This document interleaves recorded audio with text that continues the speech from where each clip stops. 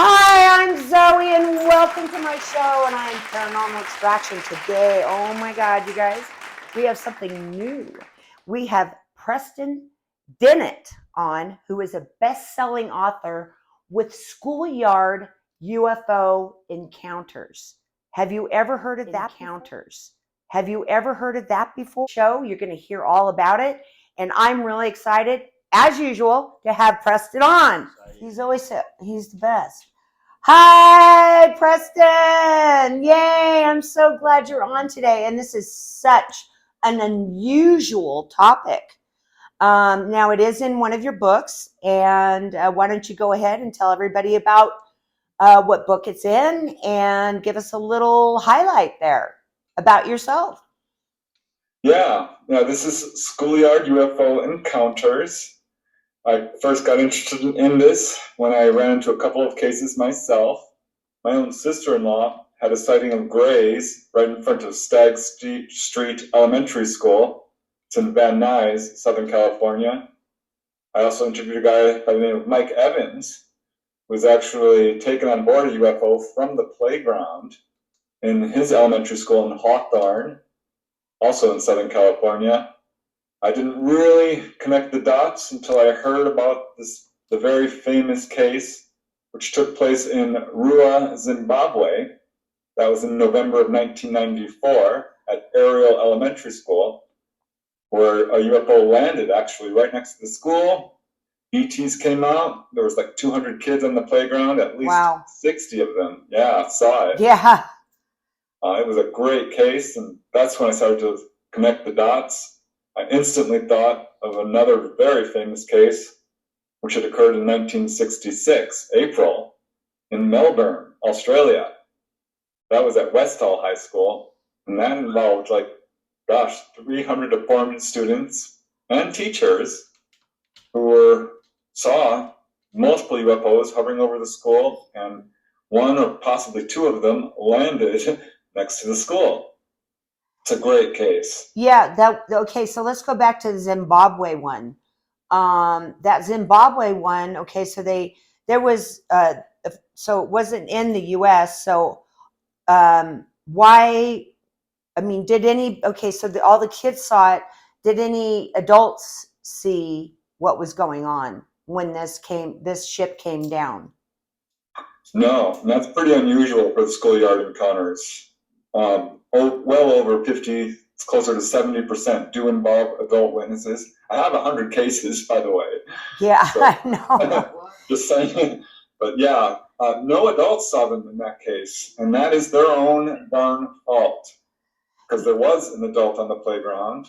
Normally there's several, but there just happened to be a supervisory meeting on that day. Right, right. So almost all the adults were in the school. But the kids came running up to the one lady who was at the far end of the playground right next to the school itself at the snack stand. And they said, something's happening. Come quick. And she did not believe that. And she said, besides, I couldn't have left the snack stand. The kids would have raided it. It's so unfortunate because they ran into the school itself too and told the adults, come outside. And they didn't. They did not believe the kids. Wow. Okay, so how did this get famous or headlines if there was no adults there to back this up? Was it that they interviewed the kids, or what happened with that? Yeah, I mean, this was a fairly long encounter, at least 20 minutes, possibly half an hour or more. Wow. We're honestly not sure, but at some point these ETs did come out and communicate with a small group of students, and UFOs took off, and the kids were completely freaked out that day. Well, of course. Oh my God. Yeah. A few were frightened, but most weren't. Right. It was a very interesting encounter for them, but the kids did go home and tell their parents. And of course, parents were picking up their kids at the end of the school day, and that's when it really started to gain traction and get attention. And it was just a couple of days, or pretty much immediately, that a very well-known researcher, Cynthia Hind, who was based there in that area in Africa, she showed up and started interviewing the students. and realized what a huge case this was. And she actually contacted John Mack, the Pulitzer Prize-winning author of Abduction, and a very famous Harvard psychologist who studied this subject. And he started interviewing the kids, and that's when this case really began to garner international headlines. Yeah, wow. Okay, so that's the biggest one, right? Is that? Yeah, by far, but it's not unique. I think a lot of people think it's unique. It's not. Yeah, I know. That's what you were saying. You just said there was over 100 cases. So, Yeah, and I there's had no idea. or maybe more, but so they had some in California too. You were talking about those. I mean, let's just continue and tell us. I mean, it's kind of, it's, I find it to be awfully odd, because why children and not adults? You know what I mean?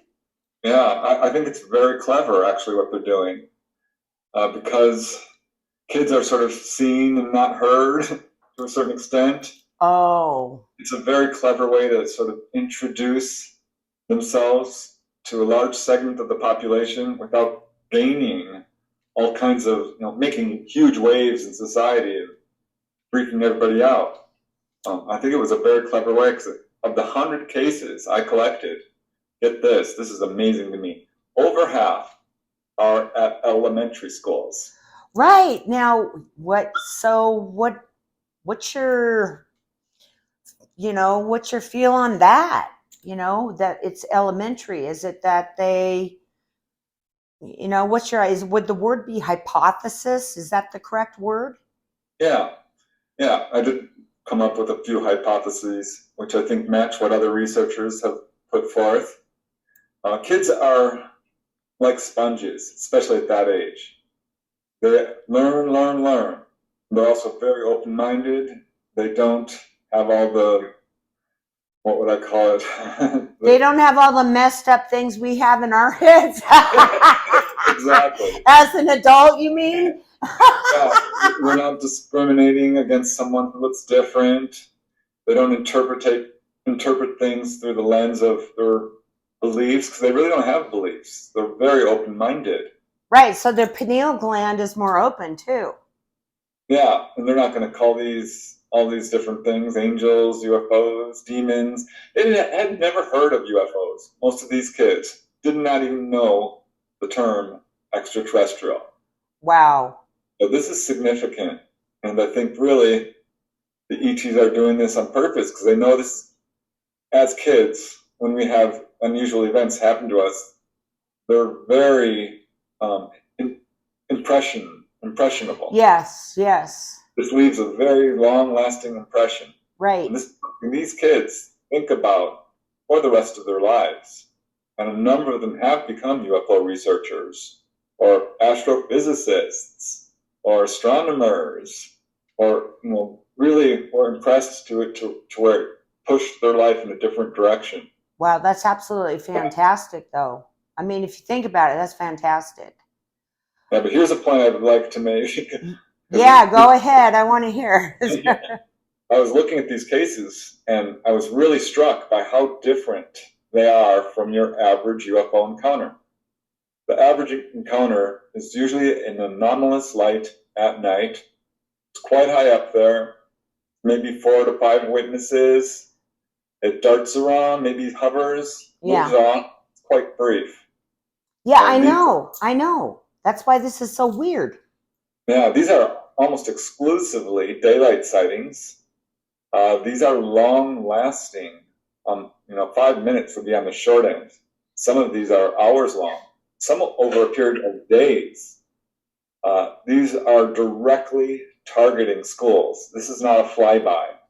They come from the, up above or the horizon or what have you, and come right for the school and start circling around it. They're very low level. These are a couple of 100 feet, maybe 1,000 on the far end, but here's where it's really amazing. They land, and or humanoids are seen in a full 1/3 of these cases. Wow. So, and here's another thing, and this is a very important point. These are very widely viewed. This is not 4 people seeing these. This is 20, 50, 100, 200. Right. So, you know what? I just want to say something. I didn't mean to interrupt you. But before it just kind of zoomed out of my brain.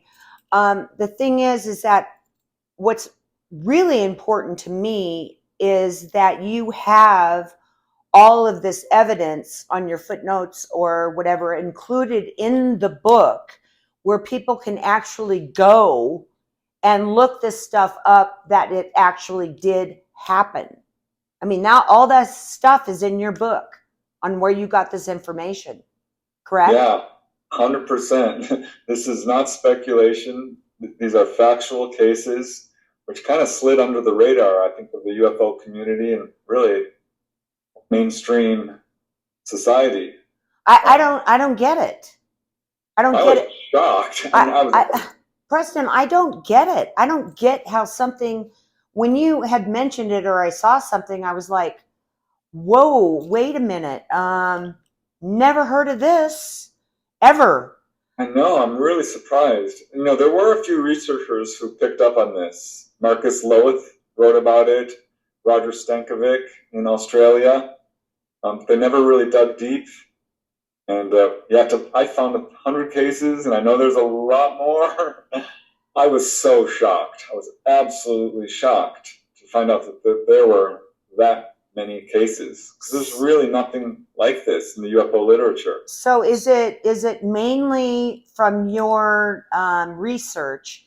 Is it mainly worldwide, or is it mainly U.S. or what? Absolutely worldwide. I mean, a lot in the U.S., but I found cases everywhere, every continent, pretty much. I mean, U.S., Canada, Mexico, Venezuela, Argentina, Brazil. There are several Africa cases, but Indonesia, Sri Lanka, all across Europe, Belgium, Spain, France, Ireland, Scotland, Wales, England, and of course, Australia, New Zealand. You also find something, did you find something from like 1942 or something like that too? Oh yeah, they go way back. The actually starts really in 1950, but I found one all the way back to 1850 at Berwick College. There you go. I knew something like that. And then what happened with that college? Was it six of them or something? Maybe I'm thinking of the wrong one. That was a very early case, I believe in Tennessee. I mean, obviously it's early. It's 1840. Yeah, but what was really cool is that this fits the typical profile. These are objects that came down over the school. They couldn't quite tell how low, but they stayed there a long time, and they do what they do, which is put on a little display. It's a little publicity stunt, I think is the best way of looking at it. They put on a little bit of a show and say hello. I think that's essentially what's going on here. It's an introduction to the extraterrestrial presence on our planet, which is one of the ET agendas. It's basically to just say, we're here. Hello, you're not alone. Right. Now, on a couple of these cases too, I know that some of these beings, I'm going to call them beings, okay? I'm not really sure what they are, you know. I'm not going to go into my hybrid Nordic theory here of myself, but I mean, a lot of these cases, I forgot what I was going to say. You were just speaking about, oh yeah, they actually come out and show themselves. Yeah, there's a surprising number involving humanoids. I mean, I found a case from 1909 in Kelso, New Zealand. This is well before the modern age of UFOs, before people were even thinking about extraterrestrials really at all. And in Kelso, New Zealand, this object came right over the school, and there was a figure inside that people saw. But adults didn't get a good look at it. The teachers, they were too scared. The kids weren't. Right. They actually separated them and had them draw. And they all drew this little sort of a dome on top of this object, and they could see this figure inside of it. Wow. Yeah, that's a very early case. But got another case in 1924 in Dade City, Florida, where a little girl, Evelyn Wendt, had said this UFO landed on the playground. Beings came out. But yeah, there are a lot of cases involving humanoids.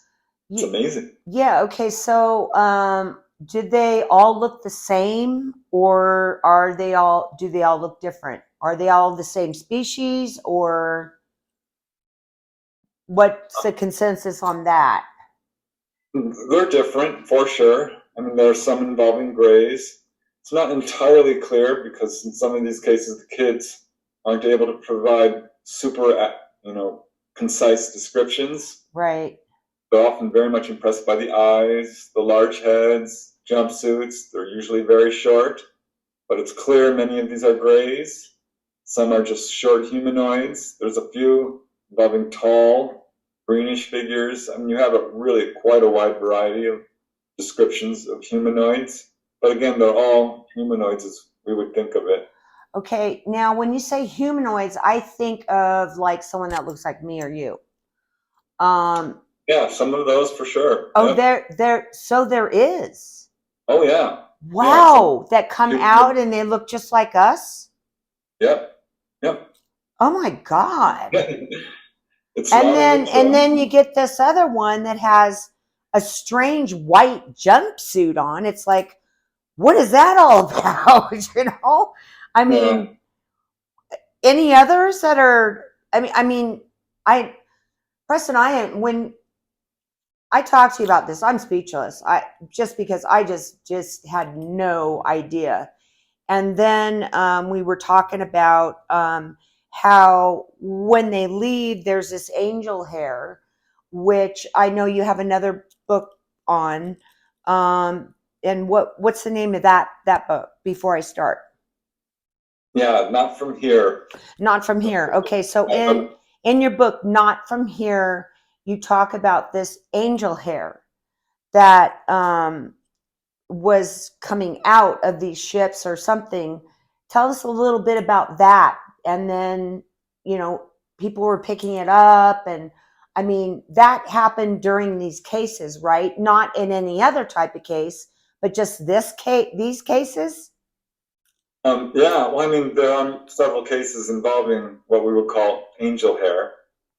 But there are a few cases involving these schoolyard encounters, which also have the angel hair. Okay, so they're not just in the schoolyard, they're in other encounters. Oh yeah, Okay. 100%. Okay, so tell us a little bit about this very strange phenomenon, because that's yet another thing that you were telling me. I was like, what else are you going to tell me that's not going to blow my mind away? Every time I'm like, what? Okay, so yeah, tell us a little bit about that, because I thought that was, nobody knows about that either. I'm telling you, Preston, I haven't heard of it. What is this stuff? What is this? Yeah, angel hair is the substance that's ejected from UFOs, or perhaps the result of these UFOs and their plasma field surrounding it, which interacts with the atmosphere. I asked Dolly about it, and she says, oh yeah, this is what it is. They're not injecting it purposefully. It's just a reaction from the plasma fields surrounding the UFOs interacting with the pollution in our atmosphere. Oh, okay. Dolly, of course, being Dolly Safran, the subject of my book, Symmetry. But here's a good case, and this is a very early case of angel hair that's absolutely undeniable. This occurred on October 22nd, 1954, at Jerome Elementary School. This is in Marysville, Ohio. And this is an amazing case. There were some 60 students out on the playground. It happened to be a bright sunny day, and the kids got an extra recess because they were so well behaved. And this is when these objects showed up. Oh, lucky them. Yes. And this, I think, is clearly a purposeful display because these UFOs were circling over the school, directly over it. And all the kids are stopping, they're looking up, and they're oohing and eyeing, and someone's like, maybe we better tell somebody. And they ran inside and got the principal and one of the teachers. The principal ran out in time to see it himself, said he's never seen anything like this. It's almost too bright to look at. The other teacher ran out, but she was too late to see the UFOs. But she did see these objects release a huge quantity or produce a huge quantity of angel hair, which is a very cotton candy, spider web-like substance, white, kind of fluorescent, Bizarre. and it came down in huge quantities. I mean, it covered the playground and a mile around the school. Yeah. It draped over the telephone wires, the trees, everywhere. Okay, yeah. So it wasn't, you're not just telling this story, because I know a lot of people are going to, oh, this is such bullshit. Because this was even collected. Okay, you talk about this stuff being collected and analyzed and all that. Go into all that. Yeah, UFO researchers did show up. Leonard Stringfield, who's very well known, and others. But the kids started scooping this stuff up, and they brought it to the teachers. And the principal started rolling it up in his hand, and it turned his hands green. That concerned him, but it sublimed, it sort of dissolved. But they played around with it. It was very elastic. You could stretch it and it wouldn't break. They did collect a sample, which they sent to the local newspaper's office, who sent it to Lockbourne Air Force Base. And Lockbourne Air Force Base officials refused to comment on it, though it was later found out that Robert White, who was a major working for the Pentagon, heard about this case.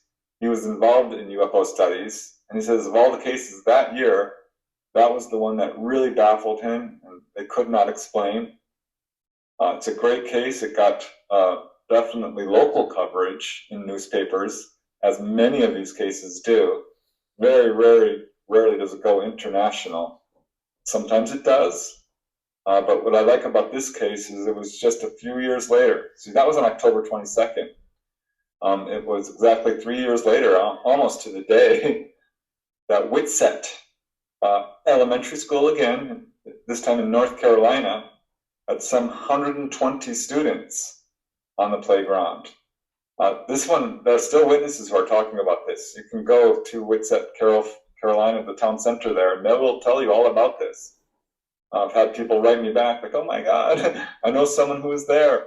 Still trying to track down some first-hand witnesses. But yeah, teachers and the principal were there when these spherical-shaped objects showed up and dropped huge quantities. It's funny because one kid picked some up and put it in his mouth before the teacher could stop him. Oh my God. Because, it looks like cotton candy. Yeah, right. So what, did anything happen? Did anything happen to him, Preston? No, he spit it out. It did not taste good. It was bitter and salty. Okay, and so then... They did collect samples in this case. Yeah, okay, good. And they sent it off to Burlington Science Labs. Excellent. We're absolutely stumped. They're like, really? Gosh, we don't know what this is. It's an organic material. It's not, we can't identify it with any of our chemical tests. They said, we think it could be spider webs. We don't think so. It's far too even and way too much of it. But they said, send it to a biologist. So they did. And the biologist says, no, this is not spider webs. Absolutely not. Spider webs don't look like this. You would have large quantities of spiders. That was spider web. Right. But they never did find out what it was. Okay, I thought you said something like it had boron in it, and some lab study. Yeah. So what was in it? What was the compounds of it? Yeah, I wrote about this in detail in my other book, not from here.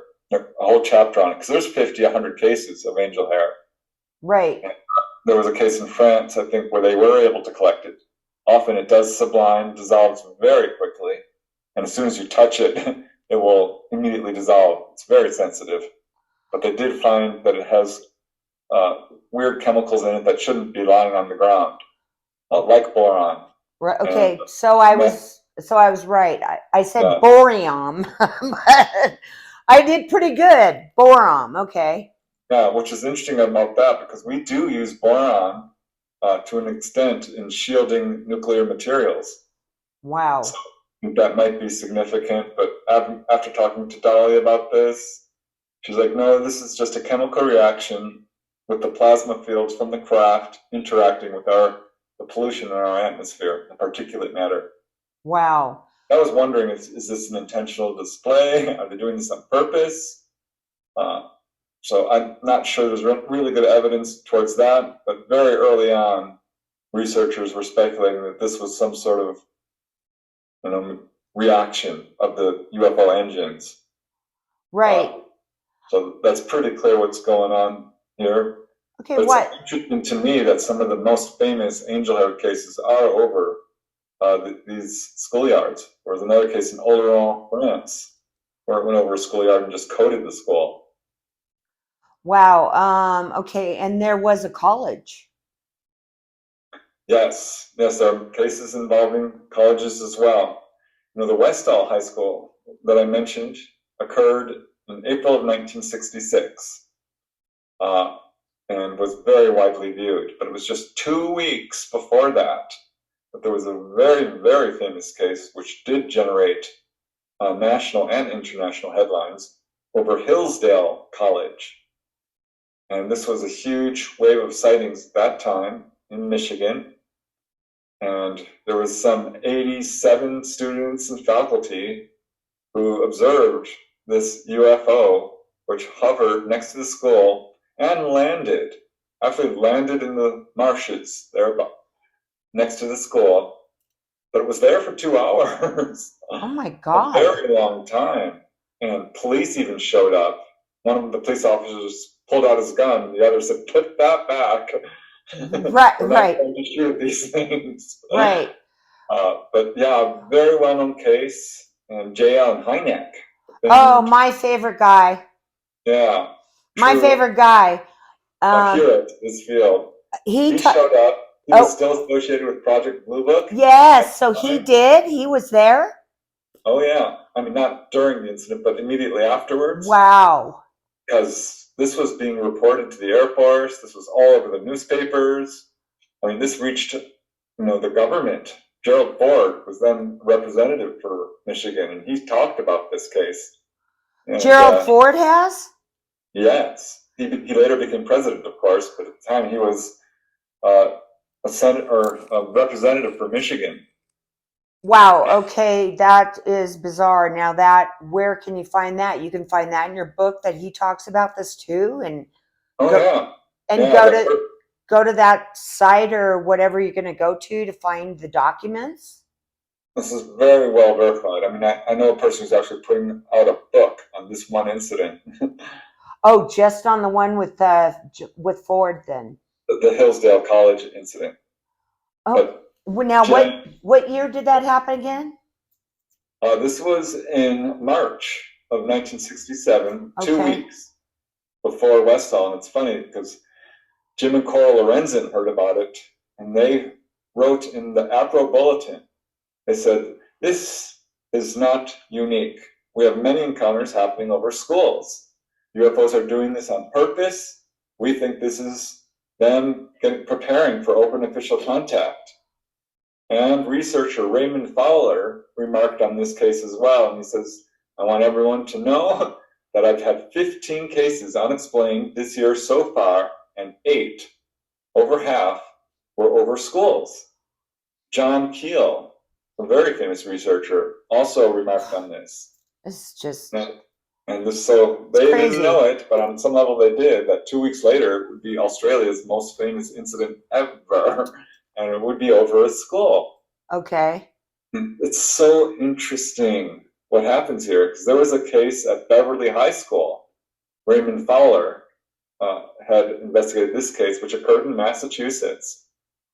And this object came right over the school, so low that, dropped down over one of these witnesses, only 20 feet or so over her head, she estimates. I think it was probably a little higher, but it scared her so bad she soiled herself. Wow. And the police saw it too. It's very well verified. Air Force did not do an investigation whatsoever, but labeled it Venus. It's so absurd. But what's really interesting is this object took off from Beverly High School and went straight to the local college 2 miles away, and zoomed down over the quad there and showed itself to all the college students. This is what they do. They'll go from school to school to school and say, hey, we're here. It's amazing. Well, yeah, I mean, it's absolutely amazing because, so what has this just been shuffled under the rug through the government then, just as everything else?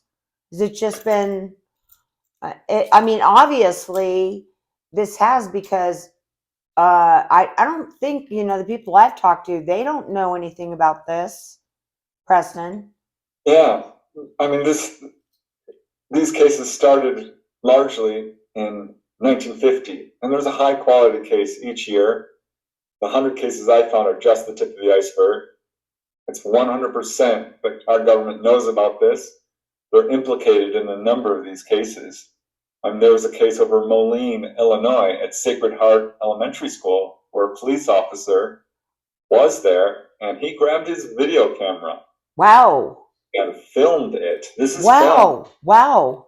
Yeah, there's a number of cases where people have gotten photographs of films. There's landing trace cases in some of these cases. Is that film available? Yeah, absolutely. So you can go see the film by reading your book and finding all this.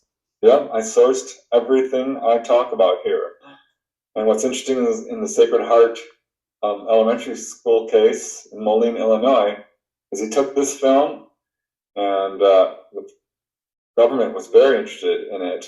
They showed up and they would not identify themselves. These were what we would call the government men in black type folks. Okay. Who really wanted this footage. So it's clear they knew from the beginning that this is something that was happening. Right. And what's really interesting to me is it began right in, I do have the early case in Burritt, Tennessee, but the first case that I could really find where it started regularly was March 1950, and this coincides exactly with another category of sightings that I wrote a book about, drive-in theaters, where also UFOs come down low level, long time, put on a show for a large crowd of witnesses. Unbelievable. Yeah, and the schoolyard cases, the earliest one I found was, get this, in Prestonburg, Kentucky. Thought that was funny. Yeah, Prestonburg.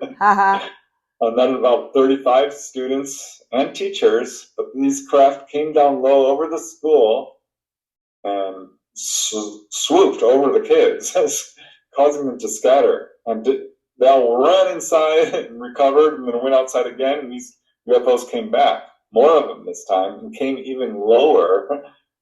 So this is so clearly intentional. The behavior of the UFOs, right. ETs, occupants, is extremely intentional. Okay, so can you move? Is there anything that's been more recent than, I think the last one you talked about that I remember was 67? Anything since then? Oh yeah, there's definitely recent cases. The most recent case I could find that was, I think, really high quality, because I did find ones that are, UFOs kind of going over a school just last year and the year before. But the cases that I'm presenting here are ones where the school is specifically being targeted. And I don't mean that in a negative way. Right. They're just coming over, the school and announcing themselves. But I found one on April 2nd, 2018. And this is at West Nusa School. This is in Indonesia. High noon, this huge glowing circular object drops down out of the sky. Teachers are there, they see it, and she whipped out her cell phone and took a picture of this thing.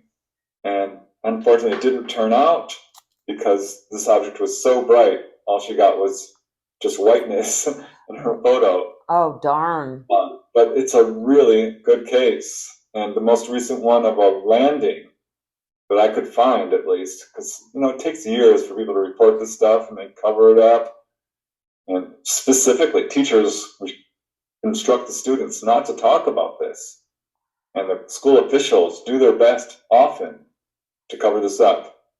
But sometimes it's just so widely viewed they can't. And April 30th, 1998, UFOs showed up at Atakiram Primary School, again an elementary school, and landed on the playground right next to the school. There were landing traces, and these were verified. This did get press coverage. This was in Sri Lanka. And what's interesting about this case is they called these objects koka, or stork, in Sri Lankan. And they would fly over the school so often that they gave them that nickname. Wow. They came down and landed. And often these are not isolated events. It's often during sort of a wave of sightings.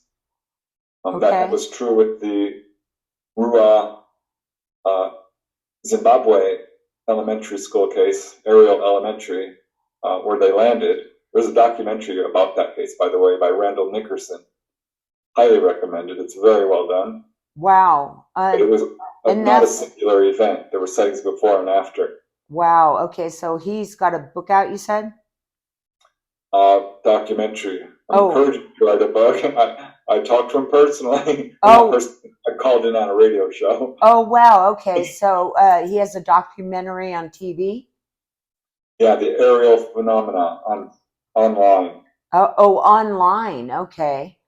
But I've talked to witnesses firsthand myself. One lady I met at Contact in the Desert. I was doing the research for the book, and she's like, I have a sighting to share. I'm like, okay. And she started describing how she, as an 11-year-old, was at a Catholic high school in Mentor, Ohio. And all the kids on the playground were looking up, and someone came running up to her. Her friend's like, look, look. And this object swooped down, and what they always do is land in a grove of trees next to the school. This is their kind of MO. And she saw this thing drop down, and she got a telepathic message in her mind, which does happen. Wow. It said, remember this day. Very clearly. Interesting. In English. And she just recently connected to another witness. She took her a long search, and the other witness remembers it very well. Wow. So they both remembered it coming down and apparently landing. It's amazing. I mean, I also have by the way, just as an aside, a drive-in theater case in Mentor, Ohio as well. I'm telling this like a book tour or a concert tour. They come around and publicize their presence. Yeah, right. Like you said, like a concert tour. Wow. Okay. So, and this one happened when? Oh, at the drive-in. Oh yeah, that 1964, the schoolyard case. Okay. In Ohio. So there was adults and kids at the drive-in, obviously. Yeah, I talked to one guy, Bruce Cornett. He's fairly well known in the field. He's written a book. He's on the lecture circuit, and he had an encounter at Conard High School. Oh. He was in band practice, and they were all getting ready in the little locker rooms there when Grays walked in. Are you kidding me? I'm not kidding. They come right into the school sometimes, into the classrooms. And he didn't realize it at the time, because what he remembers happening, which was a screen memory, was his friend hitting him in the face. And he jumps, falls to the ground and jumps up and said, "Why did you hit me?" And his friend said, "What the heck are you talking about? I didn't touch you." Oh my. And looking around, he said everybody seemed totally frozen, not moving. And suddenly everyone's moving, he jumps up, accuses his friend, and this girl screams out, "Oh my God, how did it get to be so late? No, it's 20 minutes have gone by."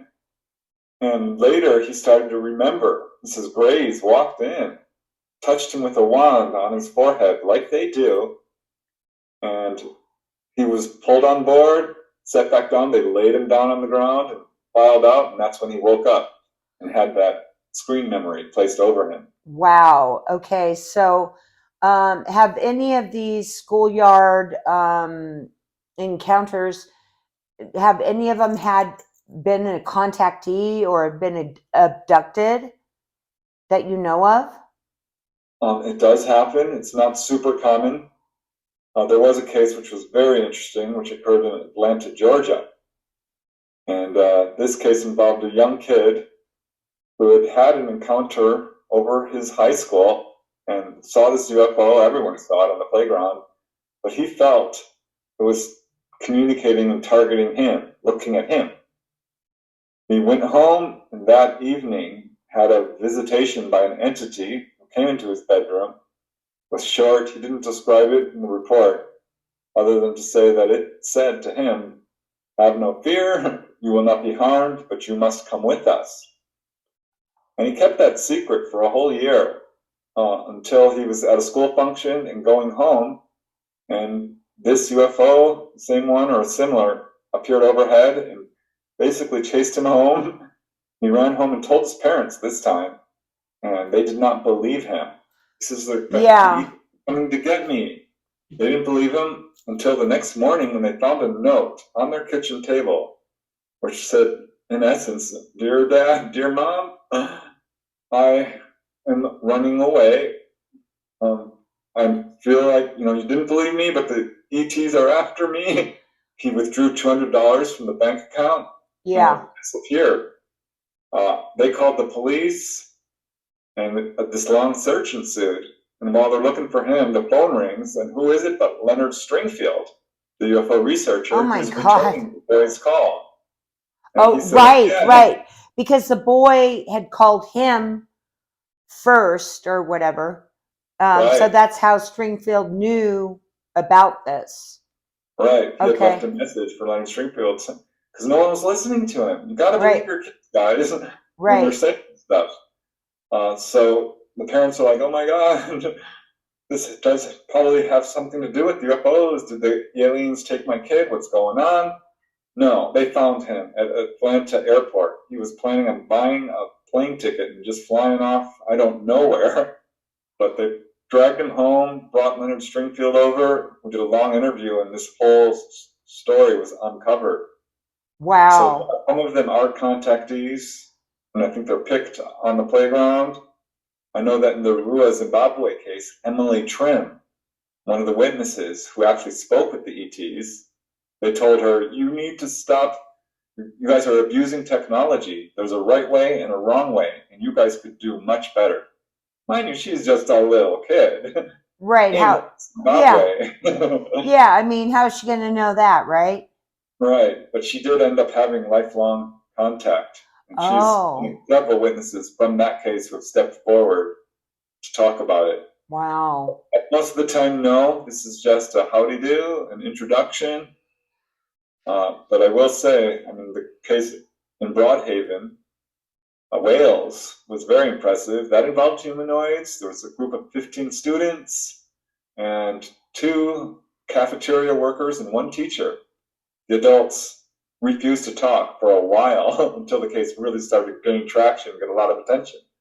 But some 50 years later, or whatever, 40, they still have reunions and talk about this. They're all adults, and not one single case have these kids ever retracted their statements. Not one single case has ever been proven to be a hoax or even any indication of it. And there's just no way. There was a case in Maraenui, New Zealand. This is so interesting because there was an airport right next to this school. This is an elementary school. There were 400 kids on the playground. Oh my God. High noon, this object shows up, hovers over the playground, and covers up a good third of the sky. This was a massive mothership. Oh my God. The teachers were on there just kind of watching the kids, and suddenly everyone stops. They're all looking up, and that's what caught the teacher's attentions, because kids are loud. And he's looking at all the kids, and they're all looking up, and the teachers look up, and there's this massive, kind of glistening, blackish silver object. Interesting. He said it was almost like a hole in the sky, and it stayed there for 15 minutes, 10 to 15 minutes. And what they often do when they leave is they'll turn up on their side, and then they dart off. So that's how they really? the gravitational magnetic fields of our planet. And so you'll see that. And that's one way to tell if this is a genuine UFO or not. That description is fairly consistent. And off it went. They contacted the local airport and said, nope, we know nothing about it. And I can tell you, there's many cases of these things, because schools are often in fairly urban areas. Right. Airports next to them, and no one else in the area is seeing them. They can shield themselves, and do. This is a very specific introduction for kids. Wow. Okay. So you're saying that, okay, so this is like a huge football field UFO. Okay. Right. Isn't that what you're saying? The mothership? And Yep, you're saying that, okay, it specifically has to do with mainly children, and that, let's just say there was a couple houses a quarter of a mile down the street with some adults outside. Let's just say they're mowing their lawn. You're saying they're shielded, they can't see it? Is that what you mean by that? correct. Why? Yeah, that was exactly what happened in the Opa-locka case. This is at Crestview Elementary School in Florida. And this is that weird timing aspect that I mentioned, because the Melbourne case at Westall High School occurred in April 1967, 1 year to the exact day. Yeah. The same thing happened at Crestview Elementary School. And these objects came down and landed next to the school. This was also seen by some 200 students and teachers who have gone on record. There was an airport right next door. They had no report of this. But the military did show up during the incident. This happened as well with the Westall case. Oh, wow. And they closed the school down. They shut it down. Oh, my God. And sent the kids home. Those who could walk home were allowed to walk home. Uh-huh. The UFO was still there. I'm telling you, this is absolutely. And right at the same time, in Hillsdale, Michigan case, I interviewed a lady by the name of Melody Korn. She is at Point Elementary School in Missouri, 1966. She and a group of 6 friends decided that they were not going to play Foursquare with all the other kids, but we're going to play tag at the far end of the school. This is in a fairly rural area in St. Louis, Missouri. And they saw these little footprints on the ground in the dirt, and like, wow, this is bipedal. Mind you, they're like 11, 12 years old. Young, yes, but not like so young they can't tell when someone's making footprints. Right. They were very curious about it because they were tiny little footprints. And they're like, huh, and not normal. So they're looking at them, and suddenly they see this glint of light through the trees. This is right on the edge of the school, beyond the fence line. And they're not supposed to leave the playground, but they see these lights through the trees, and their first thought was, ice cream truck. Kid. Okay, right. So that's what they thought it was. Right. Oh. So they decide to break the rules, and all 6 of them leave school grounds with just a few hundred yards. I mean, not even, and come upon this object which has landed on the ground. It's a dome shaped. It's silver. It's got a light on top, and there's this humanoid, which she said was not like a gray at all. This one was very muscular. It had a face like a gorilla. Wow. Large eyes, very short. And they ran up to this thing, and they were maybe 10, 20 feet away from it. And it was standing in front of this craft. And it stared them down. They all lined up in a row and looked at it. It looked at them. And it slowly backed up, never leaving its eyes. Never removing its gaze from them, and started to walk into this craft. And at that point, there was a screaming noise from behind them. It was the teacher, Mrs. Ollendorf, who saw this whole thing happen, grabbed the kids and screamed at them, "Get inside now!" and ushered them back into the school. So this created a huge to-do. Once back in the school, all the kids ran up to the windows and could see this craft through the trees. I mean, it was visible. Wow. And the teacher was freaking out. She's calling the principal. She's calling all the other teachers. She's shutting the blinds to try to get the kids from, looking at this thing. Sure. And the principal came and they shut the school down. They ushered everyone to the gymnasium to stop them from looking at this thing. And one of the kids shouts out, "Look!" And this object's flying off. They could see it through the upper gymnasium windows. But the buses arrived and took everyone home, and it was the buzz of the school for months, though the teachers absolutely refused to discuss it. Are you Would not talk kidding? about it. No. Teachers don't react well often. Well, do you think that they've been visited by the government, or, I'm not so sure about the Men in Black, but were they, do you think, visited by the government, like Roswell? There was a lot of that going on then. Well, it certainly happened in the Crestview Elementary case. They said, "Don't talk about this. This was helicopters. Oh, Isn't anything unusual." But in the Westall case, the army showed up, the press showed up, the police showed up. It was a big to-do. The army came and sent the press away. oh my God. Auditorium. The principal came out and says, "If you think you saw a UFO, you are mistaken." Oh my God. And threatened them. They said, "Anyone who talks about this will get Of detention." course. And kids did. They got detention. There was one article or two in the newspapers, but it was effectively quashed. There was no publicity about this for a number of years until James McDonald, the very famous astrophysicist and scientist who studied UFOs, came and interviewed the witnesses and the teachers. And that's when this case really started to become researched.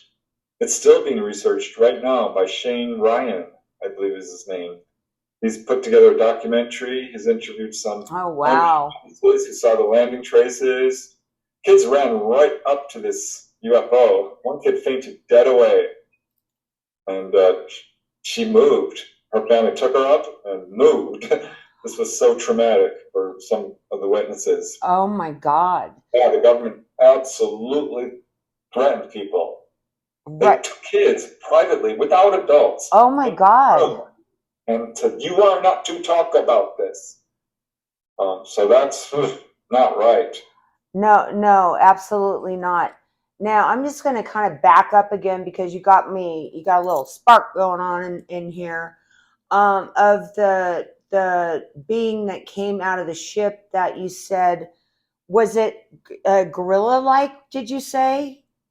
Yes, the Point Elementary School case in St. Louis, Missouri. Okay.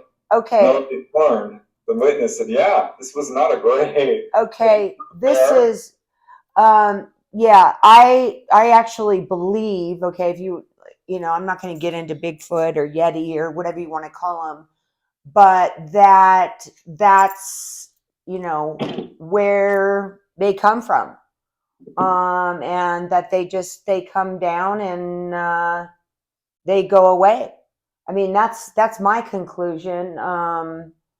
You can't interdimensional beings, but I don't know, it just sounds like kind of like a Bigfoot. I just thought I'd bring that up because that's my belief, is that they're interdimensional beings. So I just thought, well, maybe when you were talking about it, maybe they're on these crafts, maybe they have something to do with that or whatever. But because I've never heard of a species that looks like an ape. I think maybe Dolly's book, I think she talked about that, about how weird they were or something. She walked by the lunchroom and they were in the lunchroom. Maybe that was part of the ape kind of looking creatures.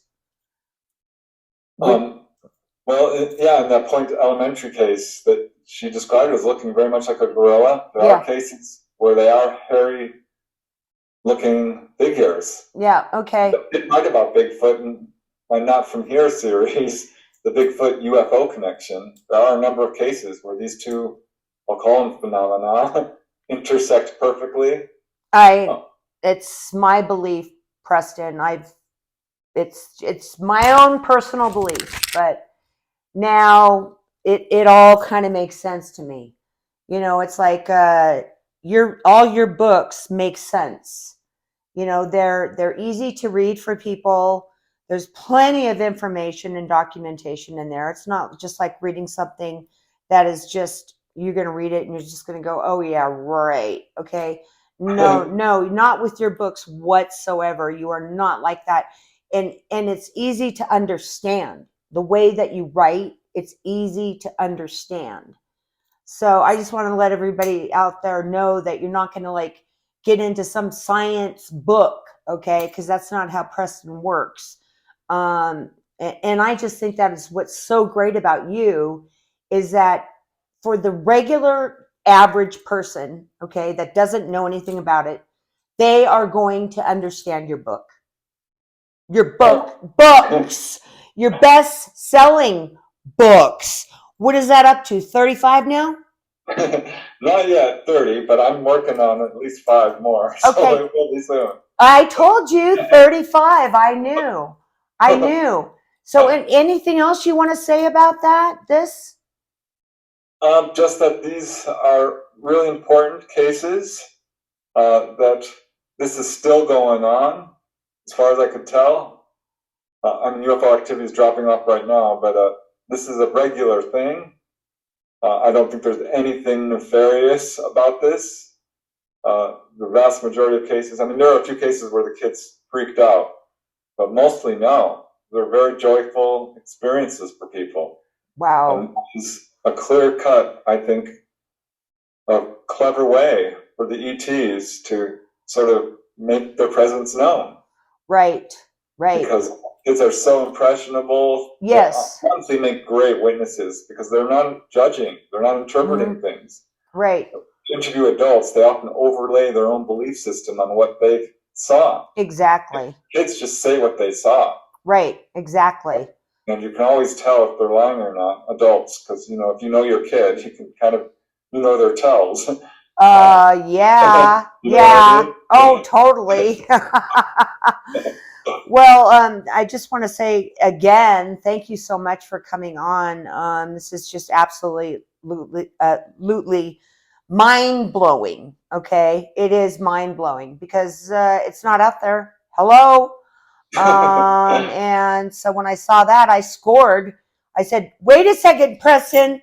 I got to hear about this because this was something that is just not, and I love doing something that's not like your average, ghost encounter or something. I'm not really interested in that kind of stuff, So, well, I am kind of, for those of you are coming on. Sorry. No, I'm just kidding.